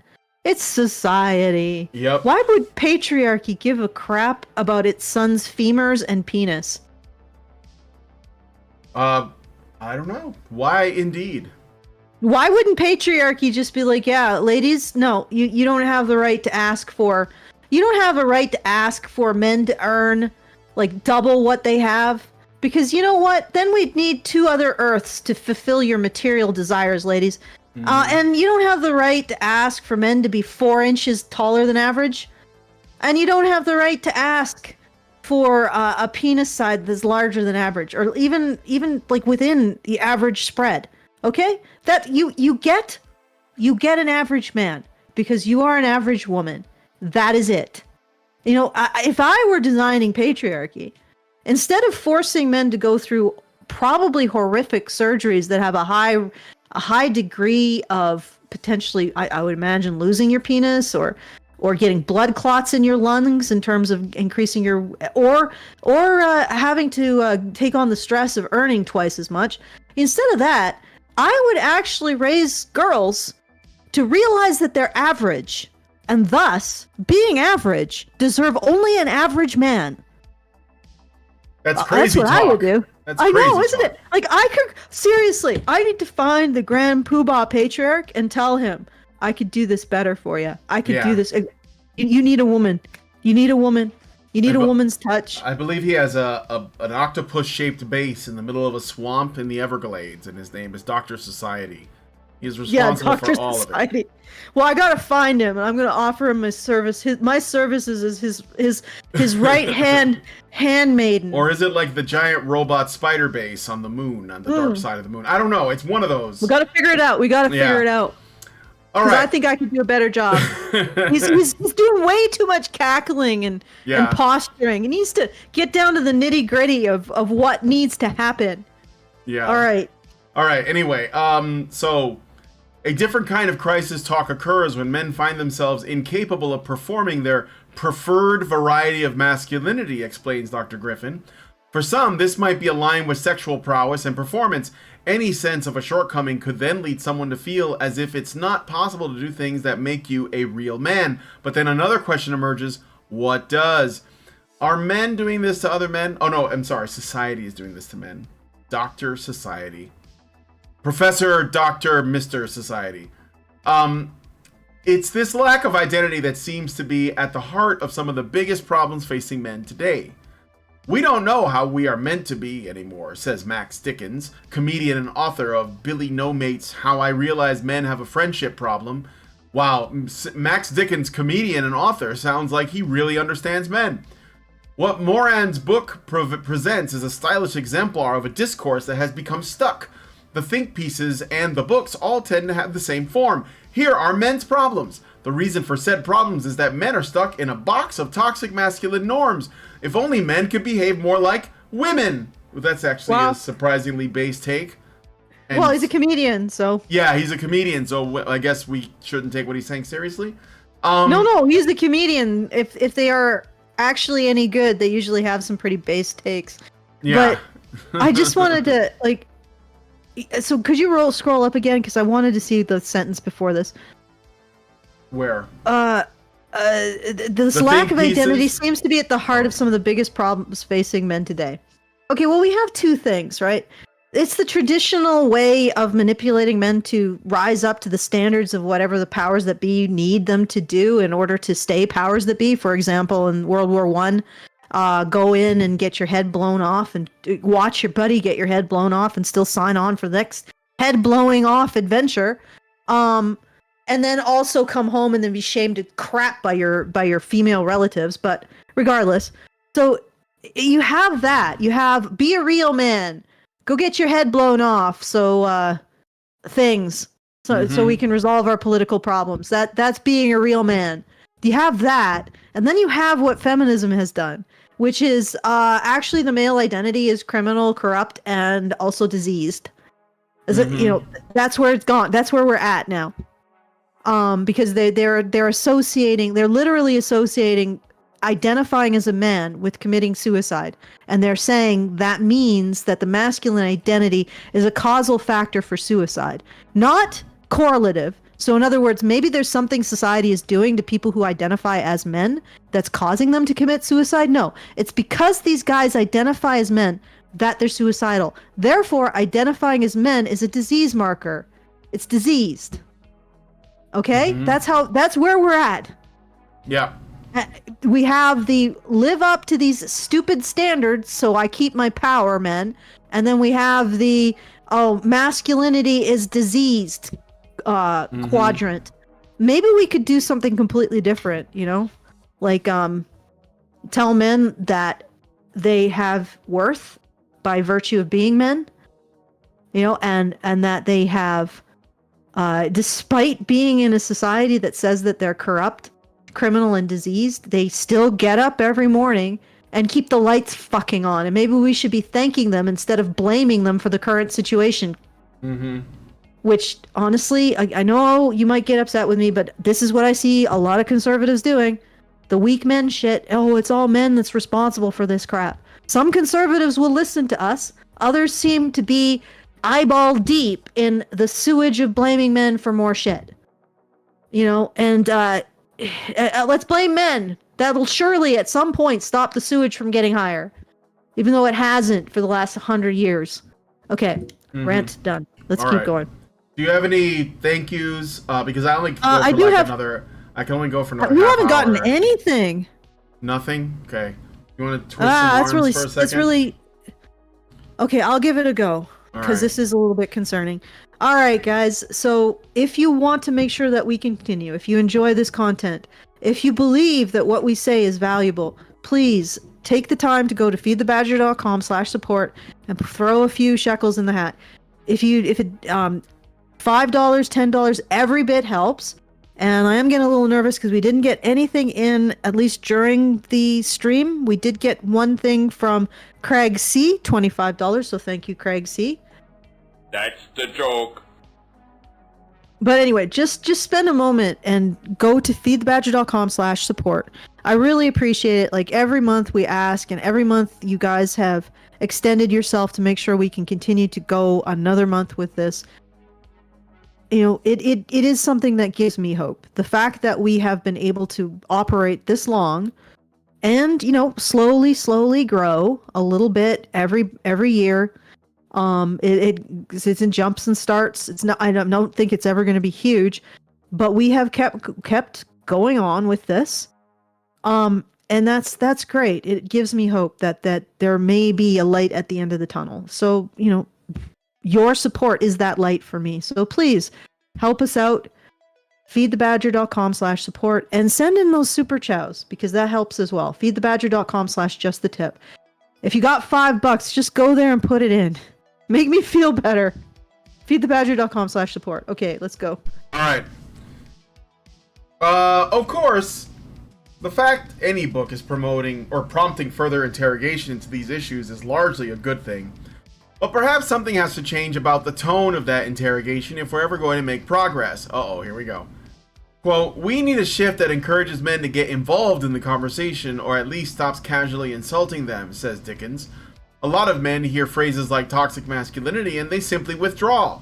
Or worse, it serves to confirm their sense of victimhood, so they chase insalubrious gurus who provide cheap hope and unhealthy ideology. Ooh, I wonder who Confirmed they're sense of referring to. victimhood. Yeah, Confirm the their sense of victim. Yeah. Maybe they are victims, Dickens. Like I have to actually withdraw my support of Dickens. Yeah, what if men are victims? Like, why is it so difficult for anybody to just be like, just sit with the concept? Yeah, maybe men are victims. You know why it's difficult? Because our entire society rests on men's sacrifice. And if we make that sacrifice in any way illegitimate, we have to start contending with some real issues, some real moral issues. Okay? That's why. Because then we have to start to really, really look at World War I and World War II and see them in very different ways. And no one wants to do that because we got a neocon agenda to pursue. Thanks, Dickens. Thank you for sucking corporate and government cock. Being DP'd. Mm-hmm. Okay. In her response, In her response piece, Moron speculates that one of the reasons why her book prompted such a backlash, it's because it was written by a woman. Oh, of course. Yes, of course. That must be it. I'm a woman that wrote a book on men and everybody hates me. I knew it. Misogyny. Here you are. Welcome. Oh my god. It was the first question on the first night of the tour that resolved my confusion over the backlash, she writes. You joke that you wish a man had written this book, said a man in the audience, but how could he? Can you imagine a man saying, what about men? Pay us attention, it's our turn now? We'd be torn to bits. It had to be a woman who said it first. Well, I mean, he's not lying. No. You know? I mean, men have been saying stuff for a long time. And how was Dr. Warren Fell treated? How was Paul Elam treated? Lord. How was Sage Gerard treated when he spoke up? If Paul Elam had never written those controversial takes, nobody would know who he was. Yeah. And that is actually scary. Like, they talk about how, oh, look at how horrible these men's gurus are. But the only ones they pay attention to are the ones that offend them. Yep. I don't know why they don't pay attention to us that much. I guess we aren't offensive enough.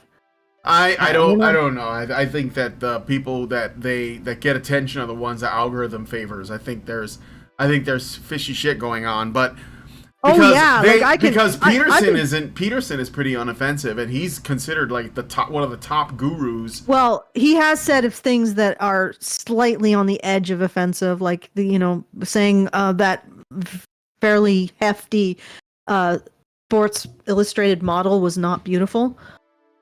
That was considered offensive. Well, of course it was. But I mean, it's just his opinion, man. Yeah. Okay, but we got a super chow and I think some support, Allison. Sleepy Aussie gave us $100 and $5. Thank you so much. That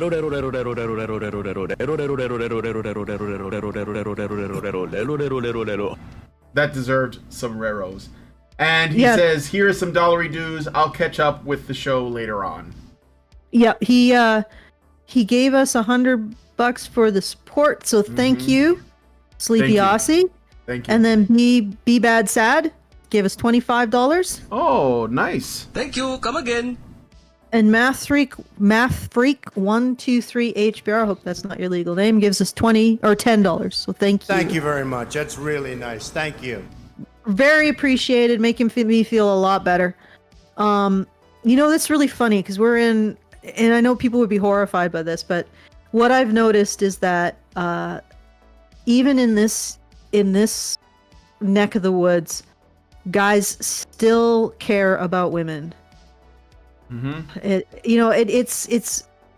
glad because it allows me to continue to do this work, but I know in a lot of cases it's because You see a woman out there doing it, and you want to help her because she's a woman in some ways. Hopefully I'm providing good content that and helping Brian provide good content, and Brian is also providing good content, but I know there's probably an element of that as well. But maybe it's not so bad. Do you want to call that simping? Because honestly, if humans didn't simp to a degree, we probably would be dead as a species. So I think simping is when you do it with okay, but here's the not thing. because it's the right thing to do, but because you're basically because look, not every woman is deserving of simpage. Yes, and that's also, what I'm saying. Don't simp. If you can simp for yourself. If you're just doing the right thing, I don't think it's simping. But if you're blindly protecting women, either specific bad actors or in the abstract, because they are women, that is simping to me. Okay, what I was gonna say is that I think that throughout most of human history, women have tried to give back to a degree. So a lot of the simping made a certain amount of sense because women were functioning as the logistics. So if the men were the infantry, the women were the logistics, supplying them what they needed to do what they could, and that makes sense that the infantry protects the logistics. So this idea that women do what they can to help men, and whatever insight, not just help, but also insight and whatever else they can do, and in exchange men support women. I think that isn't simping, right? I mean, if a woman is actually trying to be your partner, and you are helping her or making her life easier, I don't think that's simping. No. I mean, I stand up for my wife. That's not simping. But if my wife fucks up, I call her out on it. That's all.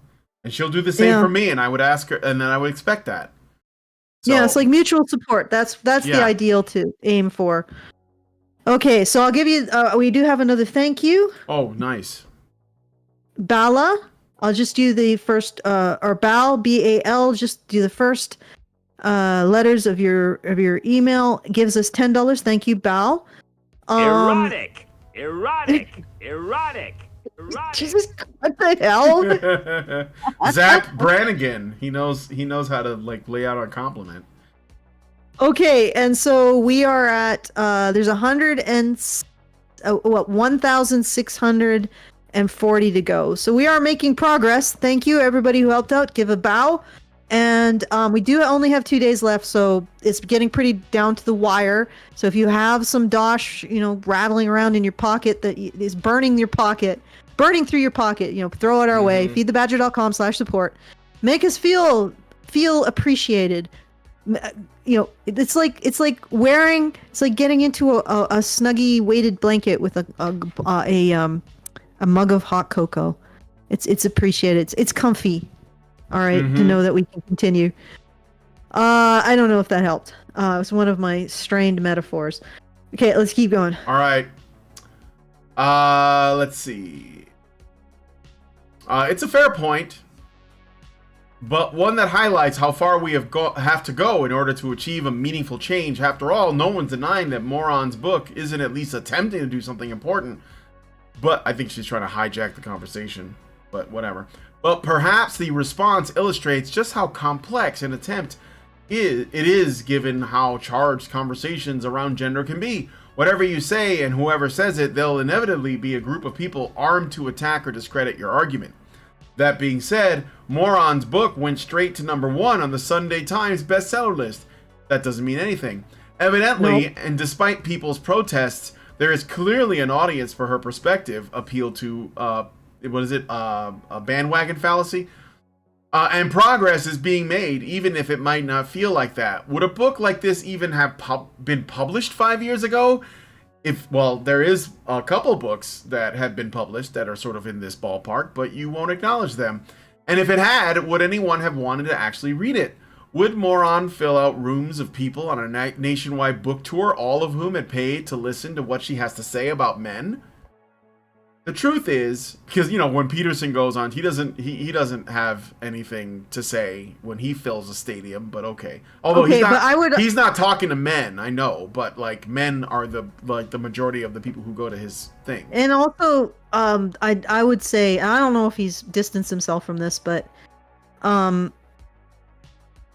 think at this point, when he said that women have the right to select whatever criteria they have, I don't know. I think at the point where women have selected criteria that would require 2 additional Earths to fulfill, I think somebody needs to bitch slap them, and I think it's probably going to be Mother Nature, or just geopolitics. But that's ridiculous. No, you literally, if men fulfilled women's criteria, material criterias, tomorrow, we would be out like an entire Earth. Like it would just be eaten. Mm-hmm. The only thing that's stopping that kind of enormous environmental degradation is the fact that men aren't fulfilling women's material desires at this point in time. So it's like, okay, all right, Peterson, women's desires would lead to ecological catastrophe. Do you still think that it's appropriate for women to hold whatever desires they want? And furthermore, their desires, either we have ecological catastrophe because we do not have 2 extra Earths just rattling around, or alternatively, it doesn't happen. Men don't fulfill their desires, so we continue to exist not having an ecological catastrophe, but we have a population collapse catastrophe. Maybe at some point we could be like, women, what the fuck are you doing? What are you expecting? Do you think you might be a tad too ridiculous in what you want? You are an average woman. You get an average man with an average salary. If that means you have to work to support yourself, welcome to human history. At least you're doing work indoors now. Like, fuck. Like, what the hell? And I mean, no, it seems like nobody, not even Peterson. I mean, I'm pretty sure what I'm saying is super radical. Like, it must be so radical. It just, like, people can't even perceive it. It's like I'm in, that Star Trek episode with the people in the supersonic people that you couldn't even see because they were moving so fast. I think what I'm saying is so radical. The average person, when they're looking at me saying it, just looks like I'm flapping my lips and nothing is coming out. And that's why this content is unique. Yeah, even and it doesn't mean I think that Peterson not being aware of what you're saying about women is not exceptionally like boneheaded or anything, because I think that it's a well-intended thing that he's saying, but he has a blind spot, just like 99.9% of the population, and all we're doing is trying to get people to look at that. So if he gets that part wrong, but he's surprisingly people have go ahead. Well, surprisingly people have a difficulty seeing their blind spots. You just wonder, it's interesting how that works. But yeah, it's like right now, if men actually fulfilled women's desires, we'd have an ecological catastrophe on our hands. Like we can't do this. There's just not enough Earths around to do this. So women need to, and on the other hand, because we can't do that, like we really don't want to do that. We don't actually want to fulfill women's material desires because it'll just lead to disaster. But on the other hand, if they don't scale back their material desires, they won't partner with the average man, and we will have a demographic collapse that may lead to another ecological catastrophe, because nobody will be able to continue to keep all of the industries operating. Like the Earth is basically a cyborg now. All of our industries need to be kept operating, or we're going to be dealing with an extinction event.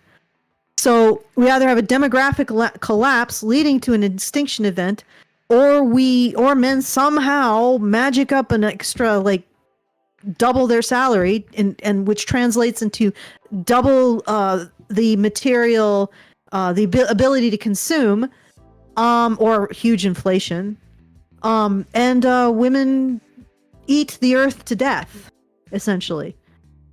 Or we can do the inconceivable, which is finally tell women, you gotta stop because your desires are ridiculous.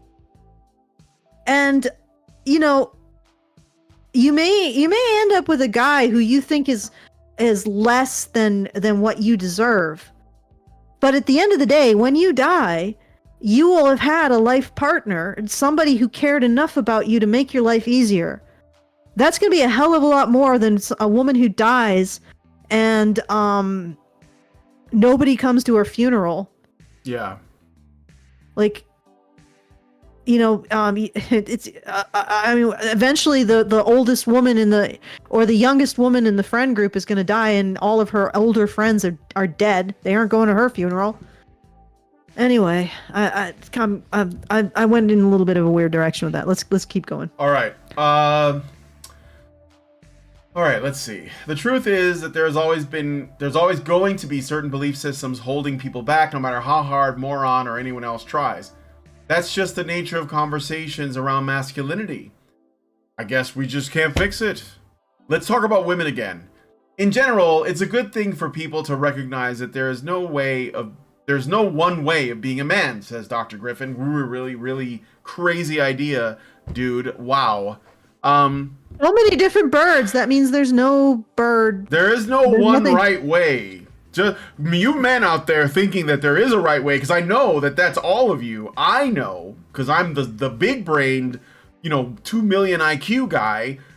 I know that there's no one right way to be a man. So stop trying to do the thing that I think you're doing because I think I'm smarter than you. I'm doing man right, says Dr. Griffin. All of you are doing. The problem with knowledge is these people. That is the problem with knowledge. No, ignorance is better than knowledge like this. Yeah.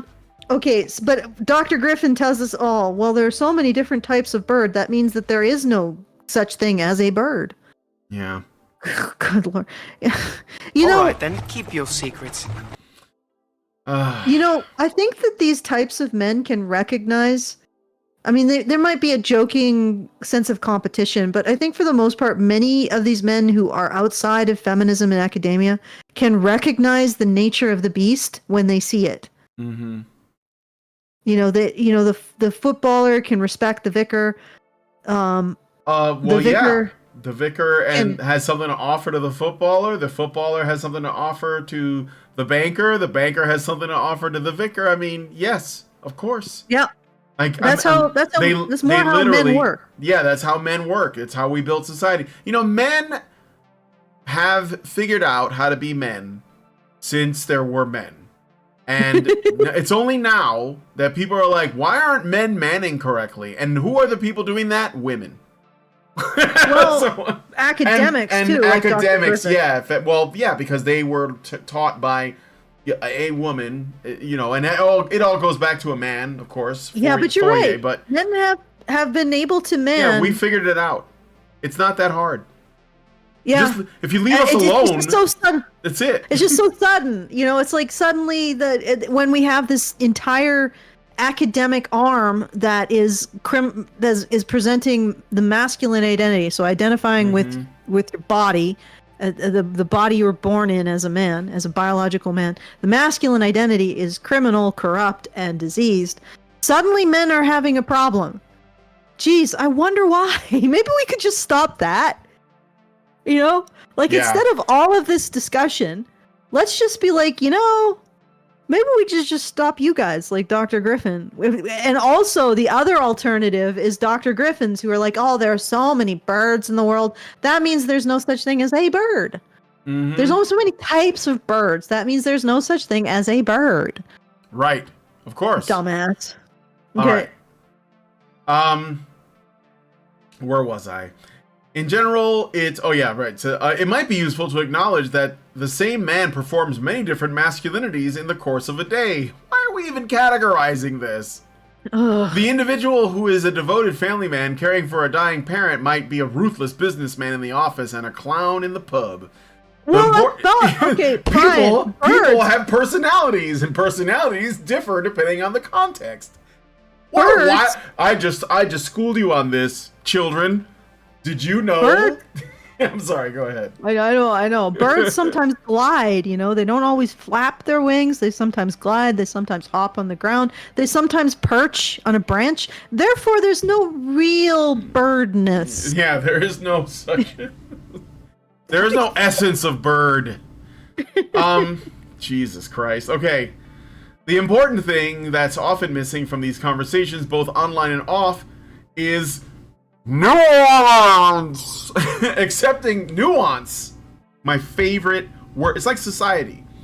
Accepting that one person's definition of being a man is different from another's, and that no two men perform masculinity in the same way, is key to becoming a more progressive and inclusive society that can benefit all genders. No two men perform masculinity. No two form. Okay, but then there is a masculinity. Do you recognize a masculinity that's legitimate, not corrupt, criminal, and diseased? Because there's the problem. Yeah, this is the most trivial fucking observation. Yeah, men are different, yo. They have different personalities and interests. Oh my god, that means... Okay, you know what they did here? They invented the problem. Like, they're like, oh yeah, men have a problem. They just said a bunch of words that have no meaning. You said a whole truckload of words that had no meaning. No, actually they did. And I'm going to tell you how. Right? Okay, so I'm going to go back to our light bulb metaphor. So we're all standing around in the dark with this light bulb. And you got Dr. Griffin saying, well, there are so many types of bulbs in the world. Therefore, there is no such thing as a light bulb. And then you got the other people who are like, but light bulbs do all kinds, whatever. What they've done is somebody has, in this article, the author has said, the problem isn't that the light bulb has burnt out. The problem is this other thing. You know, the problem is that we have shuttered the window. Okay? And that's why it's dark in here. So let's focus on that as the problem. So the problem isn't this crisis of masculinity, which I would say is the crisis of the demonization of men. That's not the problem. The problem is that men cannot recognize each other's masculinity as legitimate. Mm-hmm. Do you see what they've done? Mm-hmm. Yeah. So they basically defined the problem as this. And then they've just basically said, well, yeah, it's men's problem. Let's move on. Mm-hmm. What a surprise, huh? You know, well, yeah, this article has discovered that men's problem is men. Yep. All right. Last bit. There's always an audience of people who like to be told that their complex problems have simple solutions, adds Dr. Griffin. Plus, some men seem incapable of realizing that Fight Club was a satire. Is that like ending on a joke? Yeah, I guess so. Could we go back to that because I want to discuss it? The Fight Club thing, or yeah, okay. No, not the Fight Club thing. I couldn't give a crap about Fight Club. Who cares? It's a movie, guy. It's not wisdom. There's always an audience of people who like to be told that their complex societies have simple solutions, or complex problems. So if there's a crisis of identity, men identifying as men, or men feeling comfortable, or men having mental health issues, it can't possibly, the problem can't be because people like Dr. Griffith either define masculinity out of existence by saying there are so many types of birds in the world, therefore there is no such thing as a bird, or because other people have defined masculinity in the worst way. Like they've made men responsible for criminal acts. They've basically defined masculinity as responsible for criminality, corruption, and disease. Okay, that can't be the problem here. That can't be the problem. No, instead it has to be men are not recognizing the masculinity of other men. The problem is that men are trying to make other men do masculinity in the way that they do it. Okay, let's just take the conservatives that this might apply to out of the picture. The ones who are like weak men crap. And who also incidentally push a lot of the oppression of women narrative. Okay, let's take them out of the picture. I have rarely seen a man in real life tell another man that he's doing masculinity incorrectly. Mm-hmm. Maybe on Twitter, but you can find people expressing every psychotic opinion on Twitter. You know, and well, I mean, I guess you get shaming of more feminine men, I suppose, on Twitter. Yeah. And you know, that's not great. But this is not what they're promoting. Like, these people aren't promoting this idea, this live and let live attitude. They're not promoting the idea that certainly aren't promoting the idea that feminine men can be feminine, but also shouldn't condemn or be dismissive of masculine men. Like, they're not promoting that. They're not promoting a live and let live attitude. They're promoting, once again, men have a crisis of identity. This is how it's their own fault. And the greatest irony is at the end of that, at the end of trotting out the nuanced gymnastics to deal with this problem, the problem of men's identity, not masculine, like not living up to something in terms of their identity, but in terms of not perceiving themselves to have an identity of worth just innately, as by virtue of being born. Mm-hmm. Or at least a neutral identity that can be worked into something of worth, but instead being saddled with, you know, criminality, corruption, and disease. You know, instead of that, we've suddenly come alighted upon defining the problem in such a way that men are responsible for it, therefore we don't have to care. Talk about simplifying things. Like, that's not just simplifying. Like he said, oh, people like a simple answer to where they're... You didn't just simplify the answer to the problem. You simplified the problem, dude. Griffin, Mm-hmm. you're looking at someone else, and they're seeking a simple answer to their problems or where their problems come from. Griffin, you didn't just simplify the solution. You simplified the fucking problem. Mm-hmm. You see what I'm saying? Mm-hmm. You simplified the problem down to men being intolerant to other men's masculinity and attacking other men's masculinity. You simplified the problem down to that, and then you said the problem is, you know, the source of the problem is men. It doesn't get simpler than that. And it doesn't, and this is how he applies his nuance. Yeah. To always frame the problem so that the source of the problem is men. Yeah. That's nuance, folks. It spares the pain of having to, like, confront anything. Confront the truth, the reality of what they have contributed to. Because that's what it ultimately is. The responsibility of women.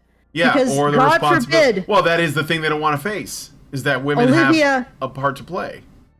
God forbid Olivia or Caitlin have their warm amniotic sac punctured. And they have to actually face something with a bit of fucking courage. I know language. Oh, yeah. Hold on. Language. All right.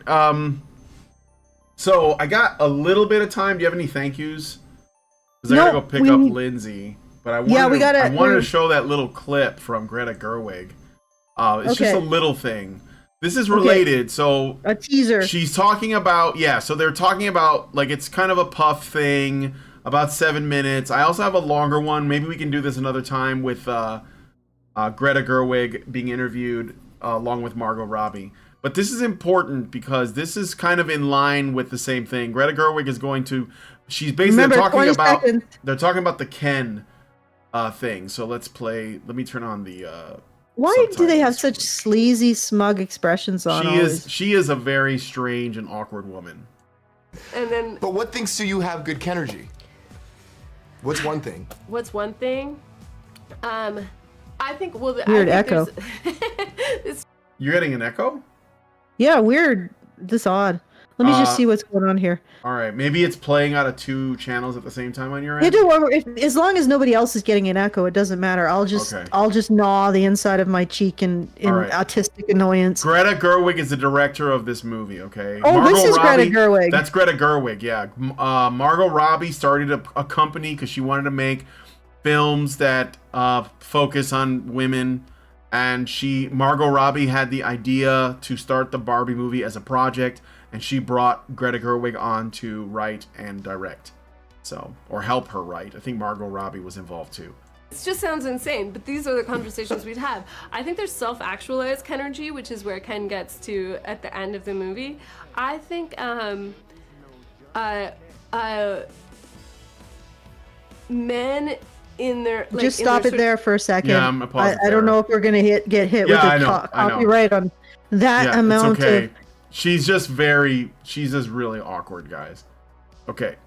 Strength Okay, and get to a point. confidence, supporting women with like an open hand, but that like everybody just Not a like closed rising fist. tide lifts all boats. Everybody wants everybody to soar. Yeah. There's Okay, this feeling of- stop. All right. I mean, that's kind of like the basic of it, is that she's saying that, I know they're talking about Kenergy, and I put that in quotes, but what she's really saying is good men, like a positive masculinity, is a masculinity that supports women with an open hand. That's literally every argument. But not a closed fist. No, obviously not a closed fist, but like that's literally that's the same exact thing that Olivia Petter is saying. It's what Caitlin Moran is saying. It's what Olivia Petter. I said Olivia Petter. All of these people that are actually that have the largest platforms and the largest megaphones that are talking about men are saying the exact same thing. Men are best, the best kind of masculinity is the masculinity that is in service to women. Because women, no matter how much men have been through, women always have it worst. Women always need priority. They always need a leg up. And she'll say something like this fucking, platitude of a rising tide raises all ships. But none of that's all bullshit. It is bullshit. It is. So, I just wanted to put that in context. Maybe tomorrow or whenever we do another thing, we'll go through the other one. I don't really want to put Karen through that because she hasn't watched the movie, and I, but I do think that there is. You just want to put me through it. Well, you've seen it, and you made me watch it twice, so. Yeah, I've watched it 3 times now. Oh God, yeah, it's terrible. All right. It's not. I like I said, I had an inoculation by reading modern fiction. I get it. That doesn't mean that this isn't shit, though. I get it. No, I disagree. I don't disagree. It is. Yeah. It's confusing. Really what it is. You know what I watched recently that was really good, and I've never seen it before. I've seen 2 things: Atlantis, which is the Disney movie. Never saw it. Good. It's very good. And Treasure Planet. Ooh, yes. Those I was very impressed. See, I was like, these are kind of underappreciated gems that I never watched. So when there is nothing out there now that comes close to those, at least mostly not. So, and that was when Disney was in its decline too. They were very much like boys' adventures, and you don't see that anymore. Nope. At all. Okay. Last thoughts. It basically all of this rhetoric all comes back to men have a problem, but how do we put women first? Yep. That's it. The way that we do that is by reframing the problem, or completely rewriting the problem so that men are responsible for it, and thus we can dismiss it. And so guys, your problems are entirely the result of you. Okay? They're entirely the result of you, therefore they can be safely ignored, and now you need to put women first. Nuance. There is no such thing as men, so how is there such a thing as men's problems? There's no such thing as women. How do we put them first? Yeah, there's lots of femininities, but they all need help. They're all defined by putting a coaster over their drink when you walk past. Yeah. Oh, so they're all defined by cowardice and victimhood. Yeah. I guess that works. Okay, so once again, I'll do the final tally for the thing. So if you want to help out, please go to feedthebadger.com/support. We do need you guys to help us out to make sure we can continue to do this. We are entirely community funded because ain't nobody touching this. Honestly, we are some dimension away from Peterson and probably Andrew Tate. We're in a radical dimension of sight and sound that makes this almost impossible to be heard. And it's not even just like the YouTube algorithm, which I do think there are some YouTube algorithm shenanigans happening. It's just this idea that we puncture the amniotic sac that women float in, constructed by men, and actually shake them and say, hey, there's a reality here. You can either start to understand it while we can still help you as men, or it's that amniotic sac is just going to be ripped right open and you are going to be slapped into the desert of the real with no preparation. Mm-hmm. And so one way or the other, but nobody wants to hear that because it's really men's identities. To be quite honest, that like this is something that sells very well. Men want to feel like they're making women safe and provided for. Yep. Like that's a fundamental want that men have. Yep. They want to put Moran into that sack of amniotic warmth, and also Caitlin, and also Olivia, and also Greta, and Margot. They want to make sure that these women are insulated from harsh realities, even the harsh realities that they face. They take pride in it. Look at homeless men. Homeless men will prioritize homeless women for shelter because they still, even as homeless men, I shouldn't even say even, they're still men. Mm-hmm. And it's hard because on the one hand, that's a really noble thing, but on the other hand, at some point it becomes very destructive. So how do you recognize it as being noble and at a point that, you know, a lot of men consider that an aspect of their dignity? I'm going to be really honest. Like it's a difficult thing to navigate because many men feel like that gives them purpose and worth, and it's a part of being dignified and having self-worth. And how do you navigate that? Well, essentially telling men that they can put themselves somewhere on the agenda if they need help. You know, and also telling men that women are way too indulged in this society and they do need a reality check. You know, and a lot of men don't want to hear that. They don't want to hear it. It's not a very popular narrative because it requires going against something that makes them feel good about themselves. It makes men feel good to take care of women. Full stop. And somehow we need to be able to teach men that if the women aren't taking care of them in return, they aren't worth it. Mm-hmm. We used to understand that. That's what lady meant. Mm-hmm. Being a lady. That meant, you know, having courage. Behaving in a certain way. Behaving in a reputable way. Being respectable. Yeah. Being kind and generous to others. You know, it had a meaning. And that doesn't matter anymore. There's no aspect of that anymore.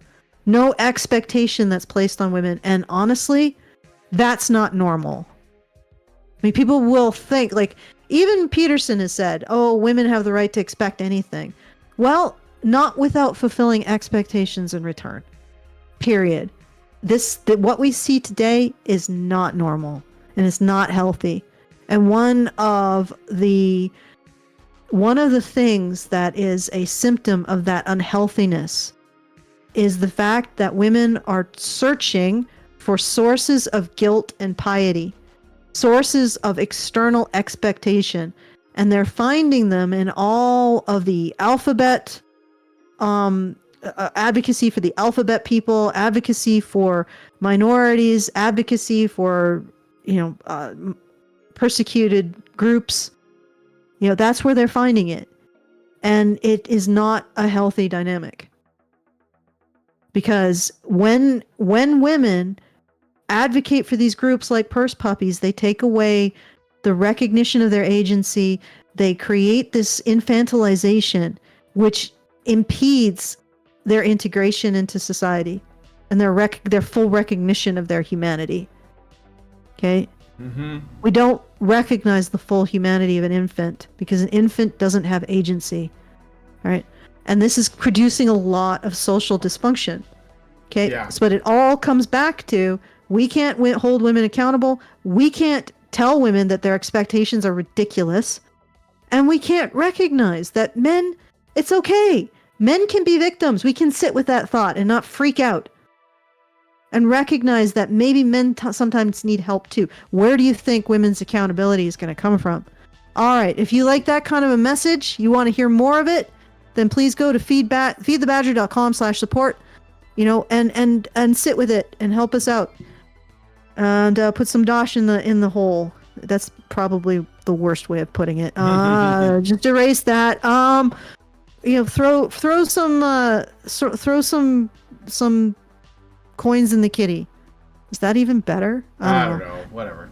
Feedthebadger.com/support. Let's keep this going. Let's keep this ball rolling. And I think we got a super chow, so we must attend to that. No. That's a super chat, but I'll read it. But I really Lindsay is in the parking lot of her job waiting. Okay. For me.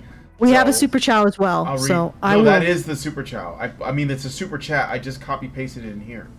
Zaranx gives us $5 and says, "Are venomists capable of noticing when the tide raises all ships like her, or is it just the case that, quote, there's always more to do, end quote?" I think that seems like a rhetorical question. We think you know the answer. Yeah.